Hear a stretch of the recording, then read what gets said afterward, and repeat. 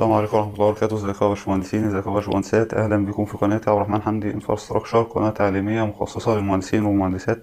المدني، قناة مخصصة لمجالات البنية التحتية. قناة مخصصة ازاي استخدم برنامج سيفل 3 دي في مجالات البنية التحتية المختلفة. قناتي بفضلكم تعدت 1400 مشترك وتعدت 80,000 مشاهدة. الجديد اللي بتقدمه القناة دي إن هي بتحاول تقدم فيديوهات تطبيقية، إن أنا برفق الفيديو برسمة أوتوكاد أو سامبل بروجكت تطبقه عليه. معاكم مهندس عبد الرحمن حمدي، شغال في مترو الأنفاق، وحصل على اعتماد أوتوديسك في برنامج السيفل 3 دي، وحصل على ماجستير هندسة المرور من جامعة القاهرة. قدامكم البلاي ليست خاصة ببرنامج سيفل 3 دي، 5 بلاي ليست خاصة بالسكة الحديد والأنفاق والطرق والمساحة، ومحاضرات في هندسة الطرق والمرور والمطارات. أتمنى الفائدة تعم وقناة فتكم، وشكرا.